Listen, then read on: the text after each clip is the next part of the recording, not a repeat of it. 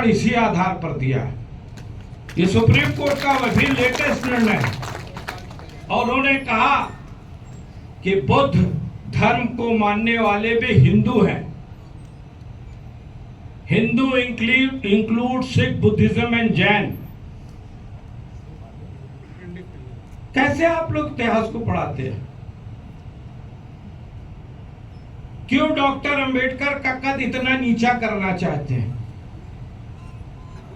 आप ये सब बातें करके डॉक्टर अंबेडकर को सिर्फ दलित और वंचितों का नेता बनाना चाहते हैं, जबकि डॉक्टर अंबेडकर मानवता के नेता हैं।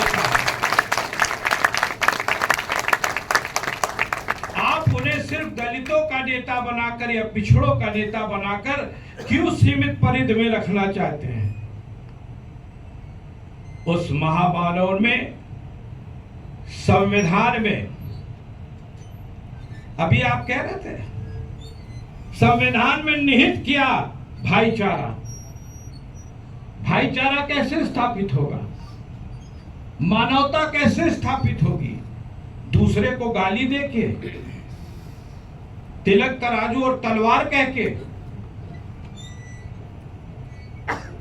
मानव के बीच में रास्ता खींचकर,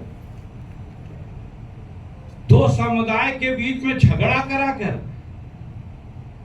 दो धर्मों के बीच में झगड़ा कराकर, तू बड़ा मैं छोटा, ये करके, या मैं छोटा या तू बड़ा, या मैं अच्छा तू खराब, ये कह के भाईचारा स्थापित होगा?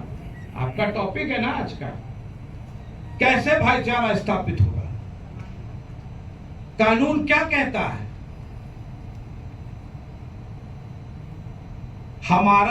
मैं सर्फ एक्सेल मेरा कंपनी है, मेरी ब्रांड है। मुझको अधिकार है कि मैं अपने साबुन की खूब तारीफ करूं, लेकिन दुनिया के किसी कानून में दिखा दीजिए। हिंदुस्तान के साथ साथ दुनिया के कानूनों को मैं चुनौती देता हूं, आप ढूंढ के ले आइए, जहां आपको दूसरे की निंदा करने का अधिकार दिया गया।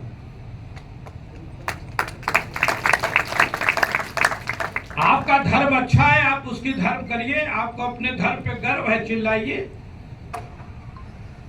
लेकिन दूसरे का धर्म खराब है, ये आप कैसे कर सकते हैं? आपकी सोच अच्छी है, अपनी सोच को आप बढ़ाइए, उसका विस्तारीकरण कीजिए। किसने रोका है? लेकिन आदमी उसी दिन छोटा हो जाता है जब दूसरे की निंदा करके अपने आप को तारीफ करता है, उस दिन आदमी छोटा हो जाता है। ये ऐसा समय चल रहा है कि हम अपने आप को बड़ा स्थापित करने के लिए दूसरे को छोटा करते हैं। जबकि मैं उदाहरण देता हूं, अगर एक लाइन 3 इंच की खिंची है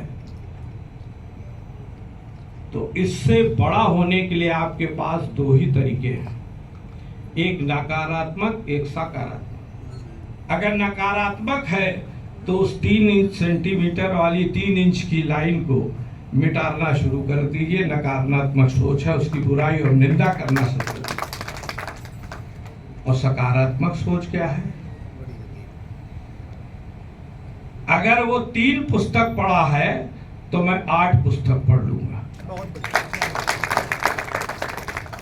इसीलिए मैं कहता हूं, मैं तो चारों वेद पढ़ने की क्षमता रखता हूं, मुझे क्या जरूरत है? और यही डॉक्टर अंबेडकर ने कहा, जो पढ़ेगा वो शेर जो पढ़ेगा तो खाली ला की किताब पढ़ने के लिए नहीं कहा उसने कहा भागवत गीता, रामायण, तुलसी, बाइबल, कुरान सब पढ़ोगे और सबके विद्वान होगे। कहा डॉक्टर अंबेडकर ने किसकी बुराई की है, बता दीजिए हमें।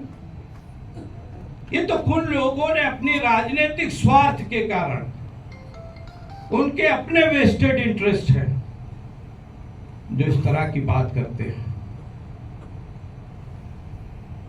बात इस बात की आई थी, किसी व्यक्ति ने शुरू में कहा तुलना, बिल्कुल डॉक्टर अंबेडकर की तुलना दुनिया के किसी मानव से नहीं की जा सकती, संत गाडगे से की। संत गाडगे और डॉक्टर अंबेडकर में तुलना करने की आवश्यकता नहीं है। डॉक्टर अंबेडकर और संत गाडगे के अंदर समानता ढूंढने की बात है।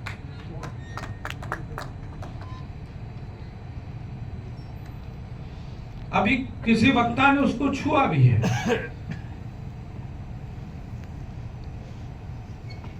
डॉक्टर अंबेडकर और संत गाडगे महाराज एक ही युग में पैदा हुए थे, और थोड़ा बहुत अगर मैं गलत नहीं हूं तो 4 और 5 साल की ही मृत्यु में भी फर्क है। हाँ, पैदाइश में 15 साल और 6 साल का मृत्यु है, 20 दिन का। लेकिन दोनों की कार्य शैली भिन्न थी।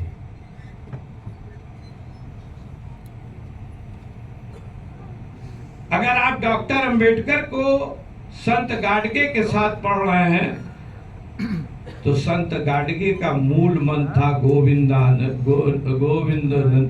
गोविंदा गोपाला, क्या देवकी नंदन गोपाला गोपाला गोपाला। क्या उन्होंने कहा? ये तो आप अपनी खिचड़ी बना रहे हैं, इसलिए कि हम आपसे लड़ नहीं सकते, हम आपसे आगे नहीं जा सकते, तो हम आपके पैर खींचने लगेंगे। मत खींचो भाई। जितनी एनर्जी आप वेस्ट कर रहे हो उसकी टांग खींचने में और उसकी बुराई करने में, उतनी एनर्जी अपने आप को उछालने में या अपने आप को सुधारने में लगा दे तो शायद आप 3 गुना ऊपर जाके बैठे।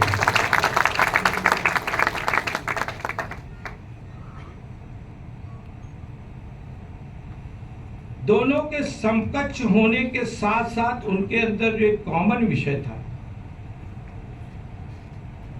वो अर्थशास्त्र था, जिसको आप लोग नहीं समझ रहे हैं।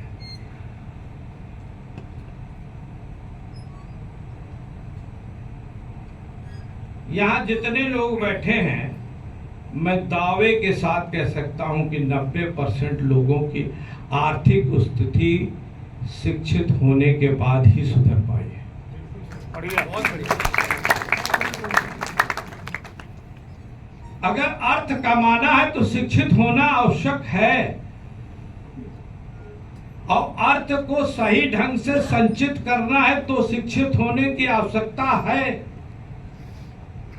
धन का सदुपयोग अगर करना है और किस दिशा में करना है, उसके लिए अच्छी शिक्षा की आवश्यकता है।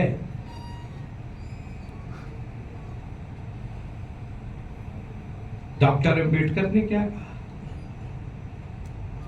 शिक्षा मात्र इसलिए नहीं कि हम सिर्फ पढ़ लिख लें और डिग्री पाकर कहीं किसी जगह नौकरी कर लें,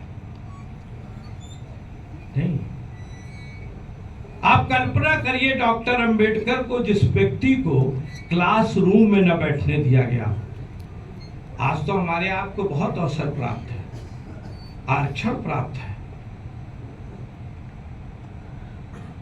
लेकिन वह आदमी विचलित नहीं होता है, हिम्मत नहीं हारता है,